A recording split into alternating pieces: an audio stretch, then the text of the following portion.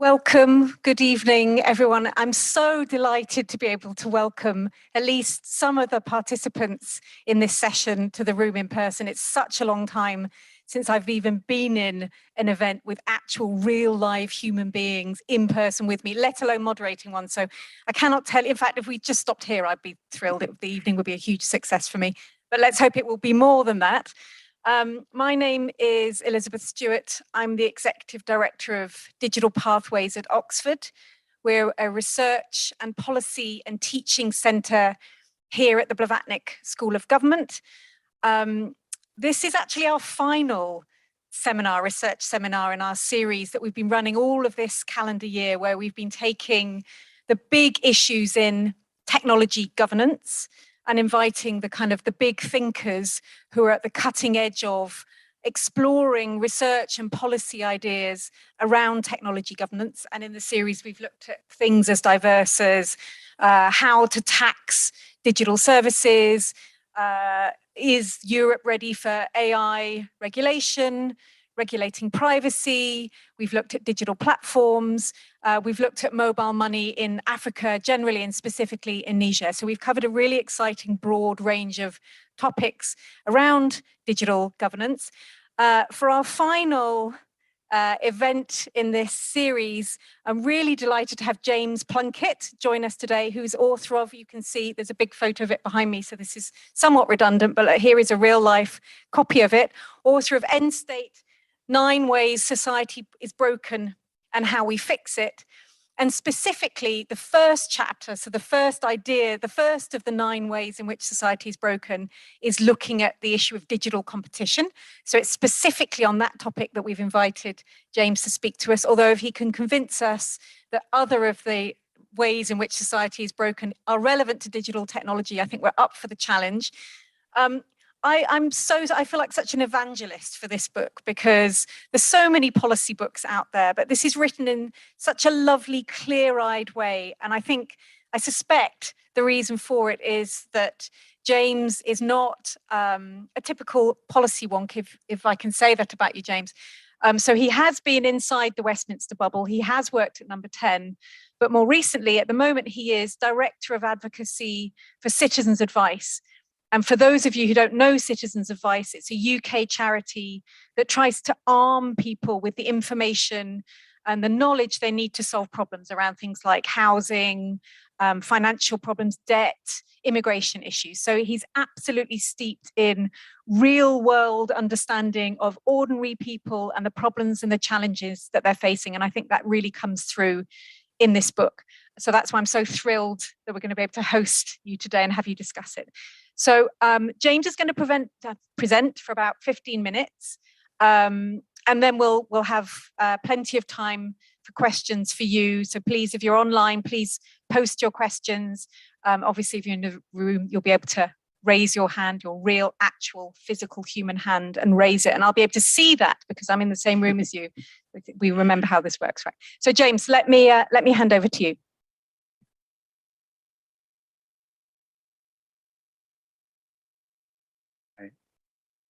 Thank you, Liz. Take my mask off and put my glasses on. If anyone can teach me how to wear both a mask and glasses without the glasses steaming up, then it will be a good day. Yeah, exactly. Yeah, thank you, Liz. And it's a real pleasure, as you said, to be here in person with some 3-dimensional human beings. It's only my second the real life event, if you like, since things started to open up again. And it's such a pleasure to sort of be in a room with people I'm speaking to, although welcome to people who are 2-dimensional online as well, and hope you're hearing this okay. Yeah, my focus for today, as you said, is kind of the first section of the book, which is around digital markets and specifically kind of competition and how technology is changing the way in which markets function. I suppose I thought I'd start by giving a slightly broader canvas, I guess, or sketching showing you the overall canvas of the book, and then I'll zoom into that kind of more specific aspect around digital markets.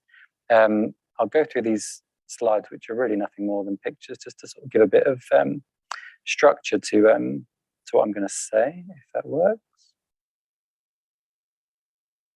There we go. Yeah, so sort of where did the book come from? What took me to write the book? So it started here way back in the late 2000s. So when I was working, as Liz said, in Number 10, quite a strange time to be working in Number 10. It was kind of both the dying days of the Brown government, so power was sort of to some degree ebbing away from that government, and also the financial crisis was obviously the kind of the preeminent kind of challenge that government faced in 2008, 2009 period. But most relevant to today was a particular meeting that I had in my time at Number 10, which sort of lodged an idea in my head that later, many years later, became the book End State. And the meeting was a slightly odd one between Gordon Brown and Tim Berners-Lee. And it was one of those slightly strange Number 10 moments where you get suddenly at the last minute called to join a meeting. You don't really quite know what the meeting's about. And in this case, I was called into this meeting between Gordon Brown and Tim Berners-Lee, who some of you will know is sort of sometimes credited with inventing the internet, which is a slight exaggeration, but he was kind of pivotal in the invention of the internet. And it was a sort of forgettable meeting in some ways, and the topics we were talking about around government technology policy and open data and so on didn't sort of come to much. The kind of substance of the meeting faded from my memory. But what stuck with me and the kind of idea that led me ultimately to the book was the contrast that I noticed between how these two men talked and how they thought about the world. And I remember sitting there. We were in the garden of Number 10 for some reason, sitting on these wicker chairs. It was a slightly strange setup. And I just remember so clearly Gordon Brown talking sort of in the language of the 20th century state, if that makes sense. And he was approaching the conversation very much from that kind of paradigm of 20th century government. He was asking questions like, what levers do we pull to solve these problems, Tim? At one point he said, how do we beat the Americans on this agenda? And he was kind of literally kind of punching his fist, kind of the big clunking fist of Brown, as it was known, in the way he thought about the problems. And Tim Berners-Lee, if anyone's seen him speak, has a very kind of particular way of thinking and speaking. He was speaking in a logic of networks, of platforms, of digital, of standards, completely just different way of thinking about the world to the way in which Gordon Brown was sort of thinking. And I remember leaving the meeting feeling kind of uneasy at this contrast and just thinking, it was quite a clash, quite a kind of different language, almost a different paradigm that I was seeing playing out. And what I realized later, I guess, in the work for the book was, in a way, this was a sort of metaphor of the 20th century state trying to interact with the 21st century economy and the kind of just the disconnect, the fundamental disconnect of logics playing out between those two different ways of thinking. So that sort of took me into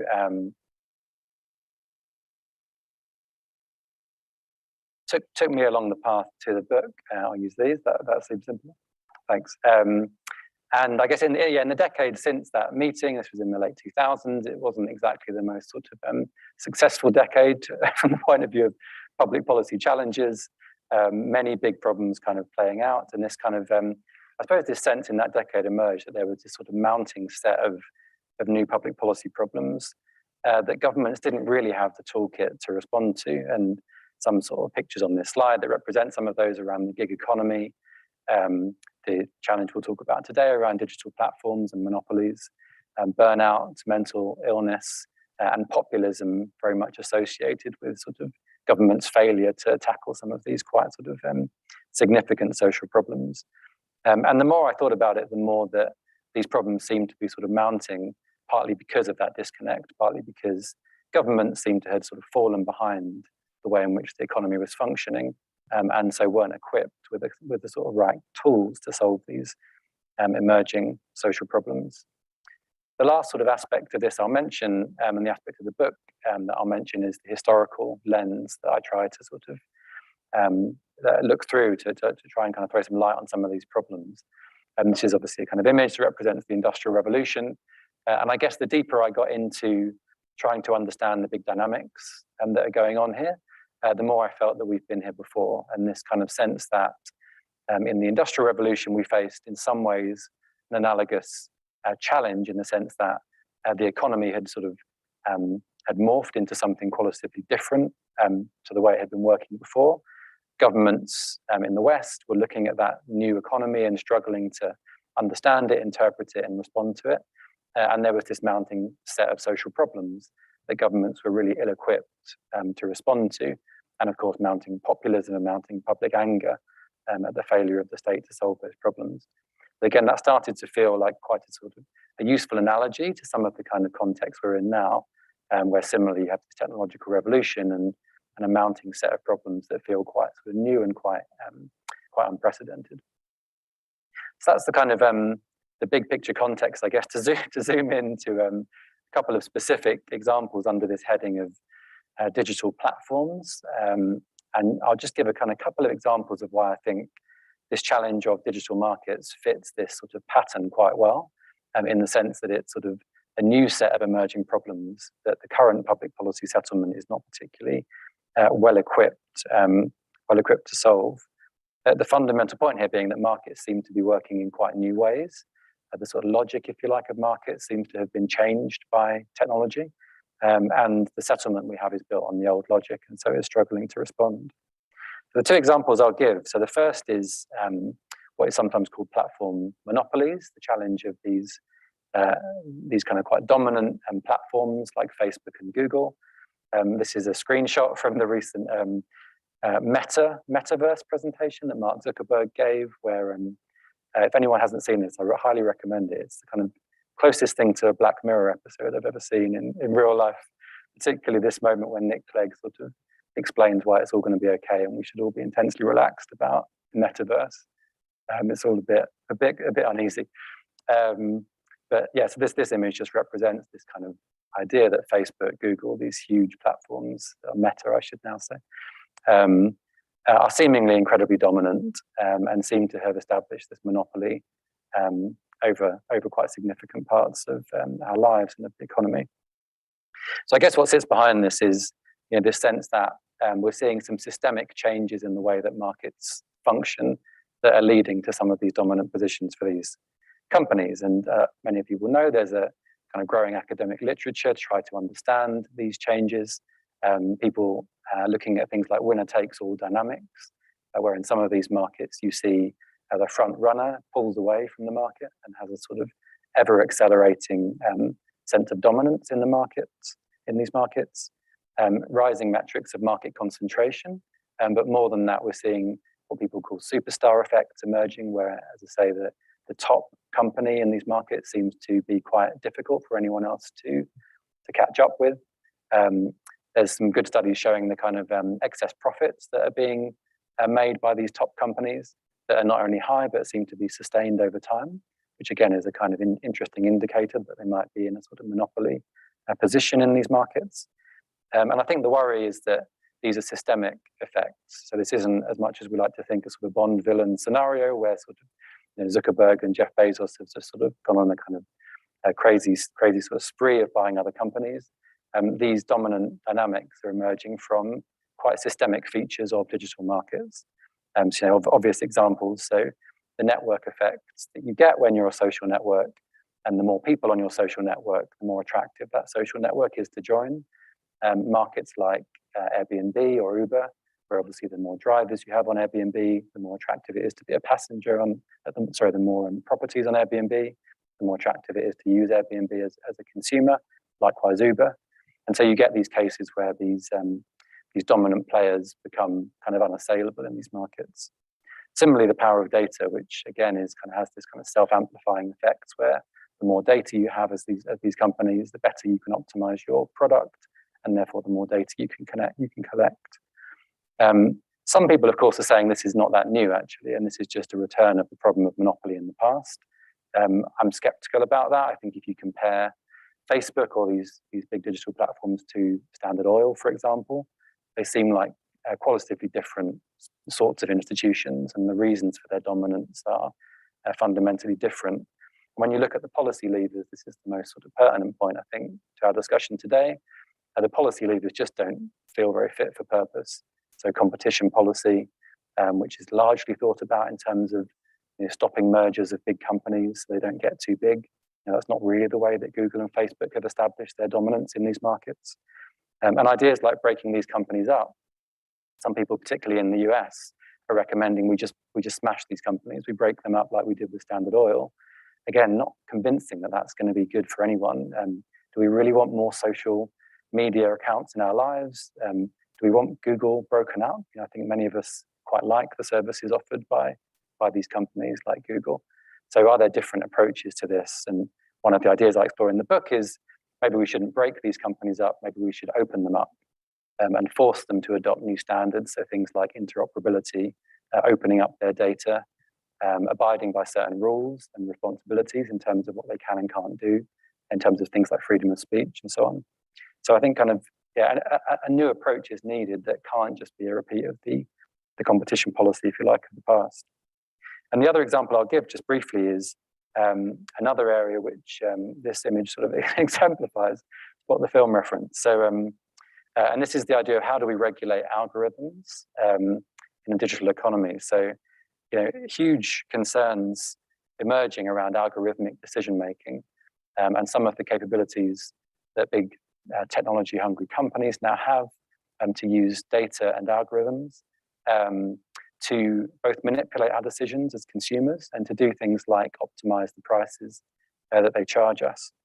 So the sheer scale that these companies now operate at means they can run live experiments with the services that they offer us and see live how we're reacting to those experiments. And people talk about concepts like dark nudges, which you may have heard of, where these companies can try these sort of manipulative tricks to get us to part with our money on their services. So things like having a countdown clock on the website, things like saying there's only 2 of these tickets left, so kind of snap them up now, and they can look at us, watch us live as we respond to these dark nudges and see how they're manipulating essentially or altering our decision making. Just a power that companies didn't have in the past in that same kind of way, and the kind of the amazing insights they have into how those things are working. And also into who we are as individuals and how they can kind of tailor their products to our preferences, our biases, our price sensitivity as individuals and so on. And again, that just seems to me a qualitatively new thing that just was not the case in pre-digital markets. And again, if you look at the regulatory levers we have to pull here, we're in the past talking about things like prescriptive rules. So what do you ban companies from doing? What's the checklist of things companies can't do? How does that work when you're governing an algorithm? And particularly when the algorithm is a machine learning algorithm where no one even wrote the algorithm. The algorithm trained itself on the basis of some of these kind of some of that live data. Often, as people talk about with machine learning, we don't even quite understand why it's come to the decision it's come to. So the opacity of some of these algorithms in itself is tricky. How on earth do you, as a regulator, write rules that say this algorithm's done something wrong when you don't even know kind of step inside the algorithm? So again, I just think those are 2 examples, and there are many more in the book, of ways in which the economy has changed and has moved and turned into something quite different. And the policy mechanisms we have essentially are still functioning on that old logic. So I guess the sort of 2 points to land, I guess, are this doesn't just require tweaks. You can't just sort of stick with the old paradigm, change a few parameter values, change a few tax rates, but spend a bit more here, a bit less there. You have to think quite fundamentally about new philosophies or new paradigms of governing.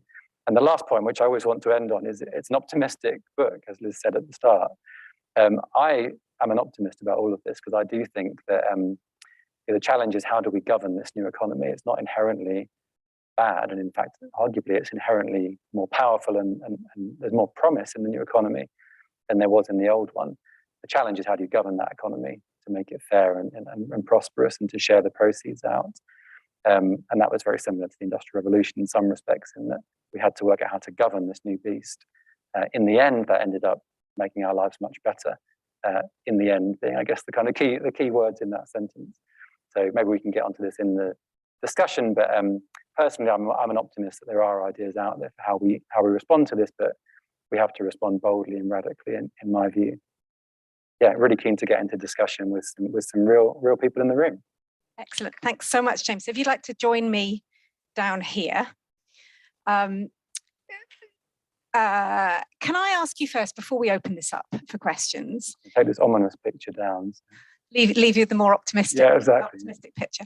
And actually, our the way you frame the book is very much actually the way we frame our research program, is starting from a place where we think that there are, there's net positive benefits from technology, but it's down to the way in which it's governed, and is it going to be beneficial to everyone rather than the rents being realised by a very small sector of society.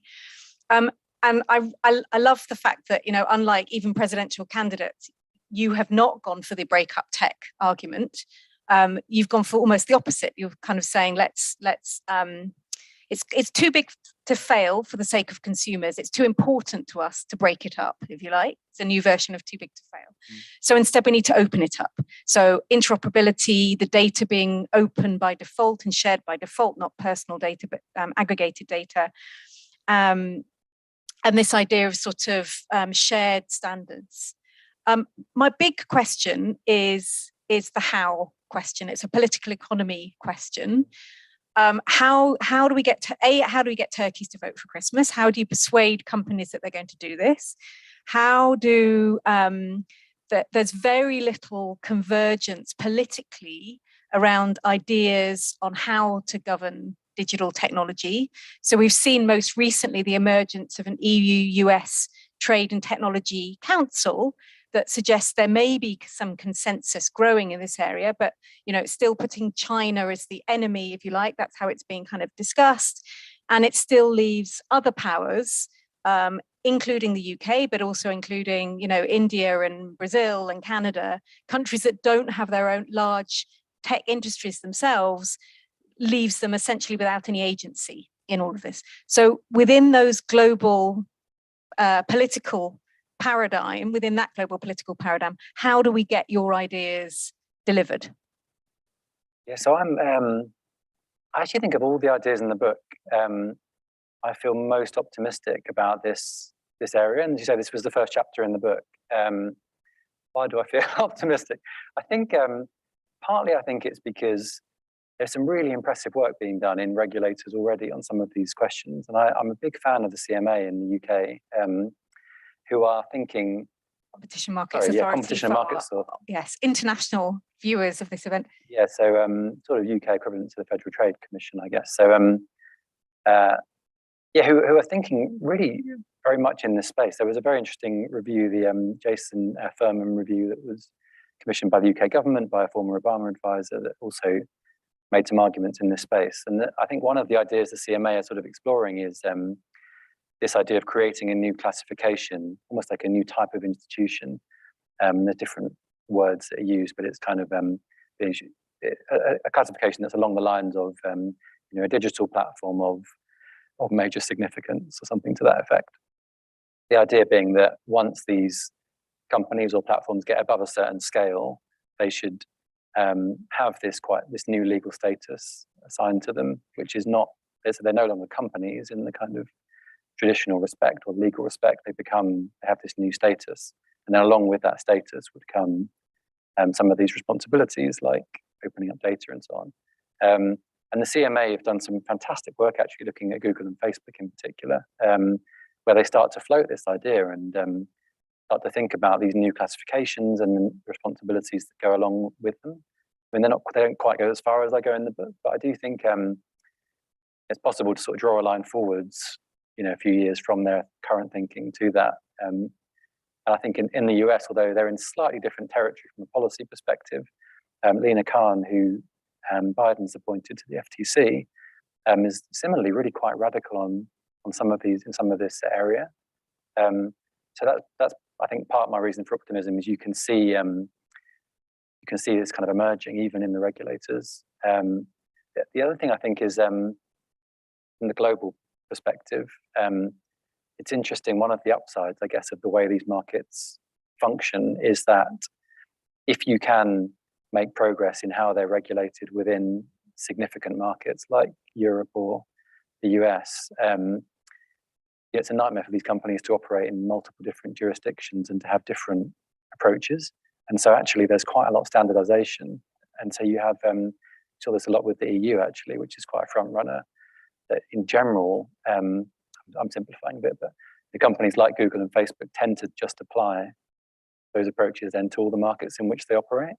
So we might see a Brussels effect. You see a Brussels effect, yeah, and the US effect and so on. Well. So we've got quite a lot of leverage, actually, I think, as the front runner, and it's quite positive. You get a sort of leveling up effect, to use that phrase, where even if standards are lower in other countries, actually the company just applies the same standards, everywhere it operates. So there are a couple of reasons I'm kind of quite optimistic in this space. Excellent. Very, very good to hear. Very interesting. Let me open this discussion up now to people in the room and people online. Is there anyone who'd like to ask a question on this topic? If you do, if I could ask you to if you're in the room, just to raise your hand. If you're online, to put it in the chat. And please say, if you could say where you're from as well, please. That was very interesting. So my name is Nuran. I'm a researcher here in the Blavatnik, and I work on cybersecurity. I think the idea that you're proposing in the book is really interesting, and the fact that you're optimistic is also really good. But I was wondering while you were talking, whether we just need to think about what kind of regulations which would actually work in this digital age, or how much regulation do we need? Like, is the proposal that state intervention is actually good? Is it something that we should think about? Like, how much state intervention do we need in such a digital world? Especially, for example, like I'm working on cybersecurity, and we've seen that how much governments intervene in this sphere in order to try to regulate tech companies, it actually has backfired. And we've seen that governments are trying to make alliances with these companies rather than to regulate them. I'm sure that this is different in other industries and sectors, but the idea of state intervention, and specifically with technologies that were born private and they are very technical, like you talked about algorithmic decision making, and we've seen in a lot of hearings and parliamentary hearings, for example, you would see that lots of politicians, they don't understand the technicalities of the technology. So how can we balance that? I think this is a great question. I think, to simplify a lot, I think it's about a change in the type of regulation. Because sometimes, when I get into discussions around the book, people say, are you saying more regulation or less? Or is this a bigger state or a smaller state? And I think my personal feeling is you need quite a radical shift towards what's sometimes called outcome-based or principles-based regulation. Because it does feel like the more, as you're kind of describing, the more prescriptive, rule-based regulation of the past, where big regulators like Ofgem or the FCA had these hundreds of pages long regulations for the energy market or the financial services market that kind of almost literally listed things that companies couldn't do. And it was this kind of checkbox, the classic image of sort of checking off the things they were and weren't doing. The rule book has just got longer and longer, and as you get into this world of algorithmic decision making, as you say, the complexity is such that it just breaks down. And I think it's interesting if you look to the FCA, the financial services regulator in the UK. They're experimenting with more outcomes-based regulation, where they would do something like, say, the principle is you have to treat customers fairly, and it's almost on you as a company to be confident you're interpreting that in the right way. And the FCA stands ready with a big stick and says, if we decide you're not treating your customers fairly, then we will hit you with a bloody great fine. And the kind of burden of compliance almost passes on to the company to be confident in their boardroom decisions that they're not straying past that principle. It's fraught with risk, because of course companies can abuse those kinds of approaches. And if there aren't check boxes, maybe they kind of test their luck. But I do think you have to have some shift to say what matters here is the principle and the outcome. And as you say, you just can't have a world where the bureaucrat is sort of saying, we're going to step in and read through the lines of code and judge whether or not you violated some specific rule. And I say you're starting to see that in the FCA and other forward-thinking regulators. So although it sounds quite radical in some respects, it's kind of where the more forward-thinking regulators are, I think. And if it's going to be sufficiently timely and sufficiently flexible and adaptive going forward, you can't reinvent regulations every 6 months to keep up with new technological innovation. So that would seem to be, the only way forward. There's always a loophole, and the classic case of in the UK, there was this fascinating case study where the FCA tried in the old paradigm, if you like, tried to regulate insurance companies and tried to stop them exploiting our inertia by making us all roll over our contracts at the end of the contract. And they just got into this ludicrous cat and mouse game of passing ever more detailed rules for the insurance companies to say, here's how you should write the letter to the customer, here's the font size, and companies just kind of dodging the rules. So I think you have to step back and say, get out of the business get out of the weeds, if you like. But without resorting to voluntarism. That's not Absolutely. That's not the answer either. A strong state. A strong state. Yeah. Okay. We've got some questions coming online. We'll bring Jason Stockwood on camera if we can. Jason is he's both a tech entrepreneur and he's a fellow here at the school. And while we're getting him up, while we're getting his image up, Jason, are you able to switch your camera on? He's bought Grimsby Football Club. So he's a social entrepreneur, very much the very model of a social entrepreneur. Jason, please go ahead. Thanks for joining us. Please go ahead and ask your question. Thanks, Liz. And hi, James. I really enjoyed the book, as I mentioned, Twisted of the Day. So I've been a tech entrepreneur for 20 odd years, and I've come to the Blavatnik to sort of explore how I can be useful in sort of public life. And I've sort of started an experiment, if I can call it that, which is I'm from Grimsby originally, and I'm trying to work out, as a sort of poster child for leveling up, what are the systems, people, processes, technologies you can put in place to sort of re-energize and reactivate civic participation and democracy in a place like Grimsby. And I wondered, almost impossible question. I've started with the football club because that is such a potent symbol of identity for such a town. We'll also build a youth facility and we've got a community organizer that's come to live in the town. And I just wondered if you had any insights from your book or thoughts, what you might think of the systems, people, processes you would put in place or think about.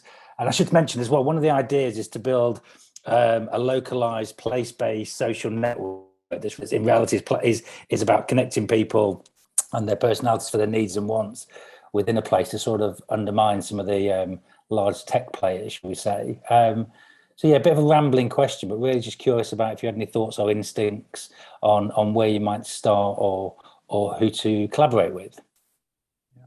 Thanks, Jason. I wonder if that's the first time you've been asked specifically about development in Grimsby. But again, for people who aren't familiar with it, Grimsby is a town in the northeast of the UK that is a deprived town.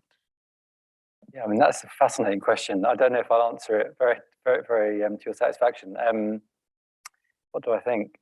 I mean, it's quite close to my heart, this, because as Liz said at the start, I work at Citizens Advice, which is one of, in a way, one of the big civic institutions that emerged earlier in the 20th century. So Citizens Advice was founded after the outbreak of the Second World War, as a response to the outbreak of war, as a kind of local place-based, a network of local place-based charities to help people through the war. So it was a kind of an institution that emerged grassroots in communities and proved to be a real sort of source of resilience for communities and a way of people helping each other by giving free advice through those difficult times, and then it's kind of persisted. So yeah, I kind of think quite a lot about this question of what are the equivalent institutions that we might now be missing in a digital age that might provide similar sort of sources of resilience to people. I'm just kind of reiterating the question. I think, what do I think? I do think there is a lot missing, and the charity sector in particular, I think, is sort of unmodernized largely. So things like, how do charities share data, for example, to understand where need is in communities?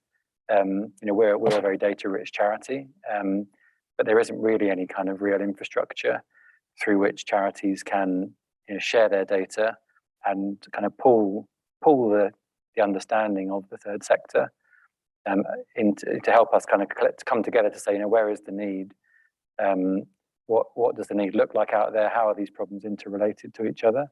There's some interesting work about, for example, whether there might be a gap for a new institution that could kind of curate all of that data into one place so that we could kind of bring all of the insights from the third sector together to try to understand the geography of different problems, for example, try to target funding. So the big funders are quite sort of struggle to know where they should invest their funding because it's such a fragmented sort of picture.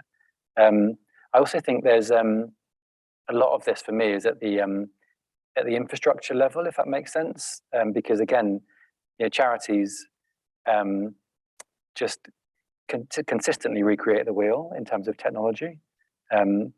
Thousands of charities across the country just repeatedly solving the same kind of problems for themselves with technology. And there's not a particularly effective, if you like, digital infrastructure that sits behind the charity sector. Some of that in government is emerging. There's some quite good work in central government and local government to say, it's mad for local authorities to be recreating all of these systems 150 times. But in the charity sector, it's even worse. Charities are recreating thousands of different technology solutions. So I think for me, the thing I'm most interested in is kind of what's the infrastructure, what's the technology infrastructure that could make it easier for people to start local institutions, if that makes sense. So yeah, some of that is happening automatically in the private sector. It's much easier now to start a startup because there's all this amazing tech you can draw on. Just doesn't really exist in the same way in the charity sector. And I think, personally, I think central government should step into that space and fund, mandate, enable the development of some of that infrastructure. So it's back to the question of interoperability, but maybe something around dashboards and real-time data, so you can really understand at the most disaggregated level possible the nature of the problem and the need, and start building solutions around it. I like in a way, the private sector solves many of these problems because it's massively profitable to develop these kinds of systems for startups because they'll pay for them, and it just doesn't quite play out in the same way in the charity sector. And so I think there's a role for the state in that personally. I'm not sure if that answers your question, but answers a question. That's great, thank you. Part of the answer. Yeah, thanks for that. Let's come back to another, got a couple of other questions online. Peter Knack, do you want to come put your camera on and ask your question? I know Peter's in DC. He's he used to be at the Blavatnik School of Government. He's an adjunct professor at American University in DC. Peter, are you able to come off mute and switch your camera on? There we go. We have your head. Can you lower? Can you hear me? Lower your camera a bit. Okay. Now we can Good morning. see you. Hi, Peter. Go ahead. I've introduced you. Thank you. Yeah, my question so far, the conversation that I've heard, and your references to the FCA, to the CMA, have all happened in the national realm. But we know that big tech platform economics are an international issue, and that different countries are adopting more and more maybe national solutions to it in terms of competition policy, in terms of privacy legislation, in terms of data ownership and data sovereignty. Do you see a role for international coordination there? Is there a need for it? And if there is a need for it, do you actually see a way in which regulators could make international coordination happen? Yeah. Which is an expert on banking regulation, just to give a bit more context. Yeah, this is a really interesting area, and I think in an early draft of the book, I had another chapter which was about specifically this question of how do you respond to inherently global policy problems in such a fragmented and arguably increasingly fragmented or sort of nationalistic world. And my publisher said it was too depressing. So and it was such a downer that we took it out of the book.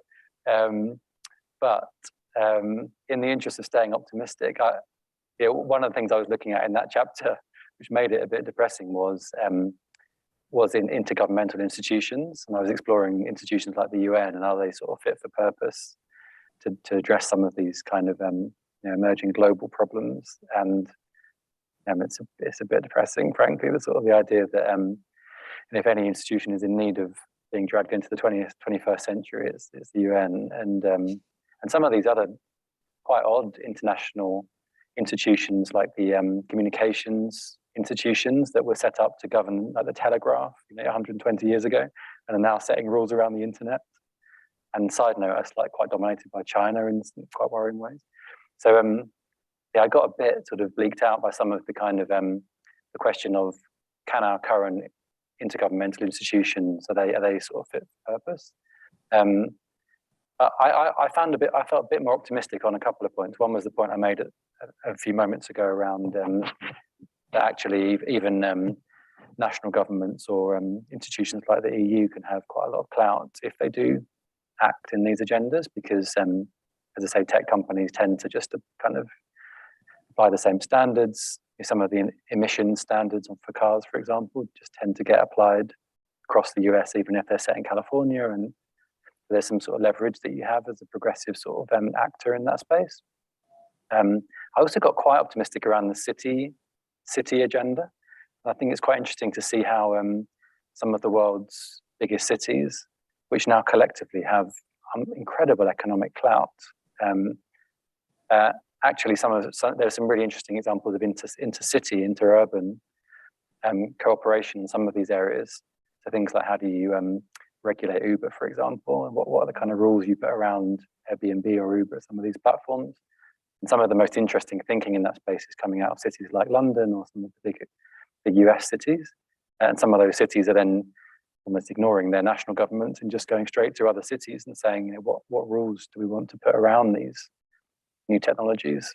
And interestingly, I think that's not dissimilar to what happened in the Industrial Revolution, where a lot of the most forward-thinking reform agenda was city-based and came out of big cities like Birmingham and London and Berlin, and then kind of went from cities to the national to sort of nations. So I think yeah, I feel a bit depressed when it comes to kind of, can the UN or these kind of existing institutions help us solve these problems, but suspect maybe the answer will be that they're sort of slightly left in the sidelines, and that we'll find other ways to solve these problems that, whether that's just through the EU or the US just acting unilaterally, or whether it's cities and other kind of progressive places bypassing national government. You're right, we're certainly seeing this emergence of really progressive networks of mayors who are really proactive on climate change, on a whole range of issues.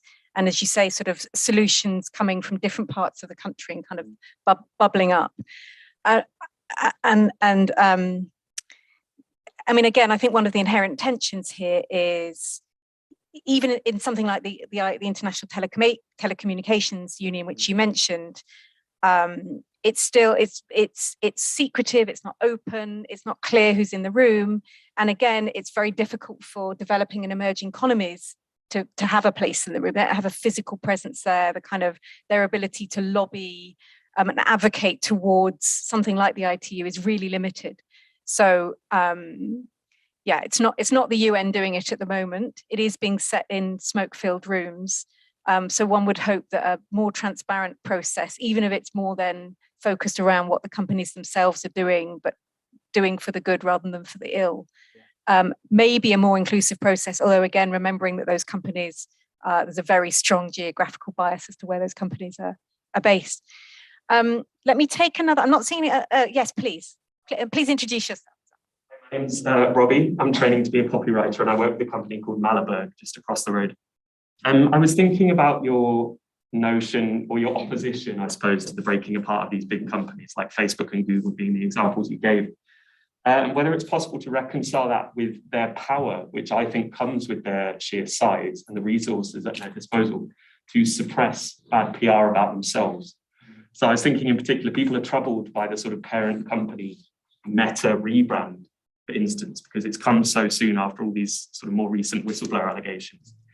And whether maintaining them at the size they currently exist, your alternative was this opening up that you suggested, whether with that opening up comes a diminishing of their power to control the narrative about themselves, because I think that's a big concern for people that want to break apart these monopolies. Yeah, I really agree with that. I think my argument is it's not. I completely agree that they need their power to be diminished essentially. But I just think I think it's an issue of state. It's not their size. It's the status. It's their status. If that makes sense. And the thing that just seems patently absurd, and I think we will look back on and think of as a very strange thing in 10, 20 years' time, is that Facebook is a private company. And so a private company is making decisions about freedom of speech and who can and can't speak, which is just extraordinary when you think about that we've allowed that to happen. And I personally, I could, a solution is to break Facebook into 10 smaller social media platforms. I mean, I just think one of those would then become the new Facebook, and A, you're back here, and B, in the meantime, it's a pain in the ass because we've all got 10 different social media platforms. So I just think the issue is the status, and you just cannot treat these entities within the sort of legal regime of, like 19th century company law. And so I think, with this new status, it needs a catchy name, but whatever this new status is of kind of, platforms of strategic significance, or whatever that name should be, comes things like taking out of their control the ability to deplatform someone and giving that decision to a legitimate entity or legitimate process that is independent of them. Taking out of their control things like deciding which companies can access their ecosystem. So that's the other thing these companies do, is they shut off access to the Facebook ecosystem to startups when the startup looks like it might become a competitor, and in the process killing those companies essentially, because having access to these ecosystems is so critical to many companies' sort of business models. And again, I just don't. They shouldn't be allowed to make those kind of judgments.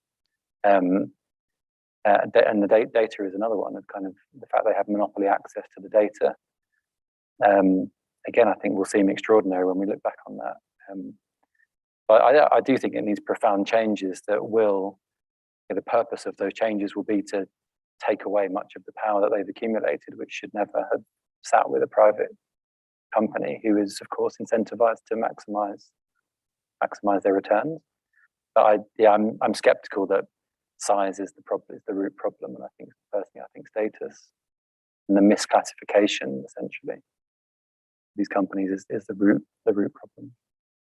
Call on my colleague Bear, who is a digital competition scholar, who I think will probably have lots of questions for you. But one Thank you so much. It was fascinating. I think I have one broad question and one more specific one. I think in terms of the broad question, some of the solutions that you discuss in the book in terms of new ways of governance, rethinking the rules of the game in some ways. But as you mentioned in the book as well, the broader literature discusses other tools to help to promote competition. One being redesigning competition policies, so really not throwing the baby with the bathwater, but really rethinking how we can improve competition law as it is. And there's another set of solutions that include using existing laws that are not necessarily on competition, but to inform the content of competition, data protection being one of them. So how can different frameworks that already exist be combined by law enforcement and regulators to actually have this package of tackling the concentration of markets in big tech companies? My question would be, how do you see the other two buckets of solutions, so that being improving competition policy and other legal frameworks like digital data protection law coming to force in the framework? And the second, more specific, is who would be in charge of enforcing them? So if you need this really new shiny governance model, would we also need a new shiny enforcer? So a digital regulator? What do you see the institution responsible for coming with that? Yeah. So do we need two other buckets as well, or have you thrown out the bucket with the bathwater? Leave that one there, and then who's going to be responsible for enforcement? Yeah, big questions. I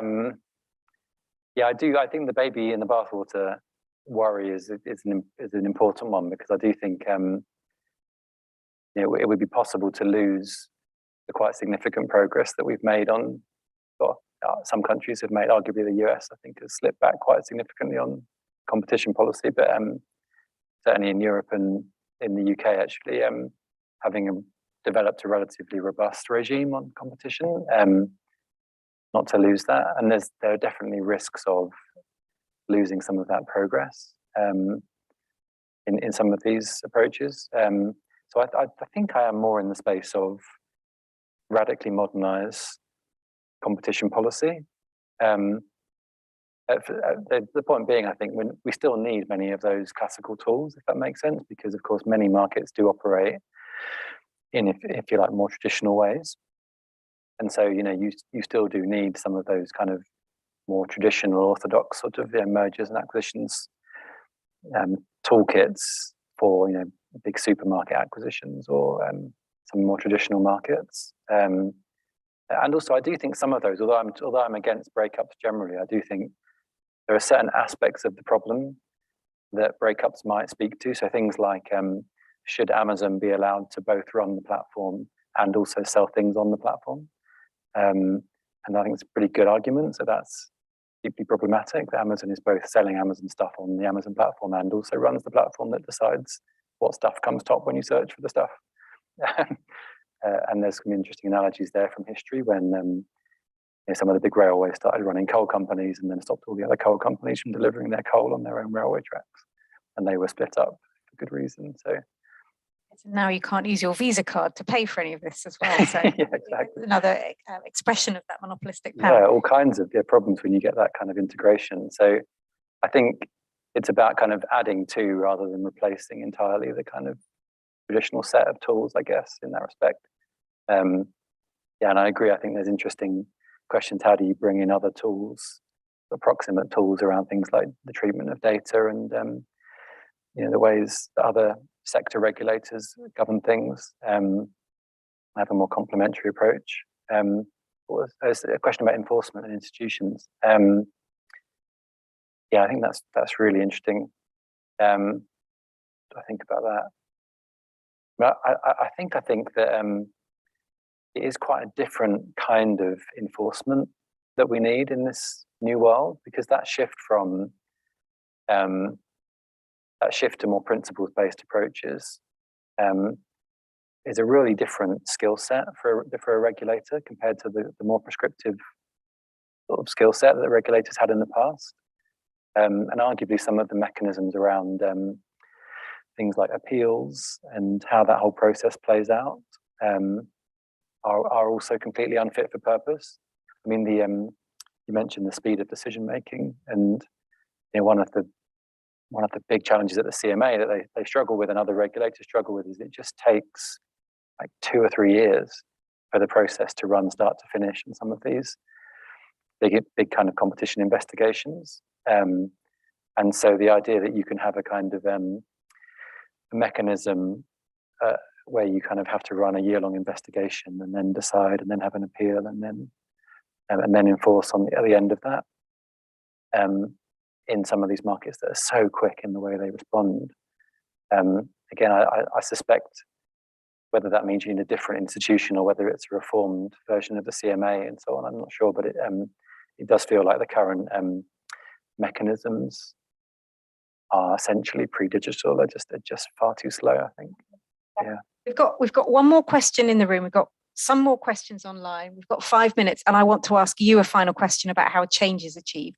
So let's do this. Let's maybe just take the one question in the room, and then I'll just a quick change question. Please introduce. Miguel Pelayo, I'm a Chilean lawyer. I'm currently a student of the MPP. Quick question: do you think it's possible to transparent the costs of using social media on different social platforms to the consumers? I mean, this is not a zero price economy, because normally we perceive Twitter, Facebook, and other social medias, even our emails, as something that is free, but we are not given that for free. For instance, if you want to watch a video on YouTube and you don't have a subscription, you need to pay with your time. You need to wait 5 seconds or 15 seconds, and then you can skip the commercial. I think that this is a problem that regulation actually hasn't addressed and is not part of the debate. And I think it's one way to transparent the actual costs for customers. Do you think it's something important, or is something that will be addressed with other pieces of regulation? And thank you for your exposition. Thank you. I'll try and give a short answer because I'm conscious of time, but I think, I mean, yeah, the CMA looked at this a bit and said that one of the, if these markets were competitive, they would be paying us to use their services, and they're extracting value from us. I think the thing that's important to recognise in when we're using these products, there's this phrase of, if the product is free, then you're the product, you're the thing being sold. And it is important to recognise, I think, that when we use Facebook or Google, that is not the product. That's an intermediate step in the creation of the product. The product is us, and we are being sold, or access to us is being sold to other companies by Facebook. And so that's just really important, I think, to kind of be clear about, be clear-eyed about. And the consumer of the product is the companies who pay Facebook and Google for access to us. And essentially what they're paying for is the ability to change our behavior, to make us buy their products. And that's quite a big deal. I personally think that the solution to that isn't to make us pay for the products, but it's to be incredibly clear-eyed about the fact that that is what is going on here. And we're not getting something for free. Like we're being processed and captured in data and sold. But that is the business model. And it should be regulated on that basis. Excellent, thank you. So I'm now going to ask you the not difficult question at all, is how do you achieve change in about 30 seconds? Yeah. So, no summing up, just give us your elevator pitch on how, having written this book, how your vision for how it's going to get implemented. I think hope. I mean, if I had to give a 1 minute answer, I think hope is the thing that I came out of the book with. I.e., hope is really important and is a vital ingredient. And when you look at this long run history, you get this kind of, gloom is not a very good motivator. And often when change was unlocked, and obviously the classic example of this in the UK is the post-World War II period, where there was this sudden sort of sense of we can achieve things. And you saw kind of quite rapid development of the modern welfare state. I think for me, one of the things that marks out those periods of rapid change is people suddenly feel like it's possible. And actually climate change, I think, is a really good example of this, that a lot of bleakness, and then you get a sense that this is both urgent, but also there are things we can do about this problem. And then you get this kind of sense of the urgency plus the hope equals change. Yeah. So that's one reason the book's optimistic. Well, I was going to say, and also your book then is a contribution to that, isn't it? It's starting to present a range of feasible policy options that are out there, and you very honestly discuss the kind of upsides and downsides, and then engaging in conversations like that. I think the only part I'd add is that I think genuinely, I think optimism is the rational position to take. So as long as you have the long view, and it's long enough. The long view, in the long run, we're all dead. But aside from that, but we're also all rich and living longer and fairer and so on. So I'm in the long run, the straight line graph goes up, and that's the hope. The hope is optimal. The hope is realistic. What a great way to finish a year-long seminar series. James, thank you so much for that. Thank you to all of you for joining. Thank you so much also to everyone online and our fantastic organising team of Kirsten and our fantastic AV colleagues who make all of this happen. So thank you again on that note of optimism.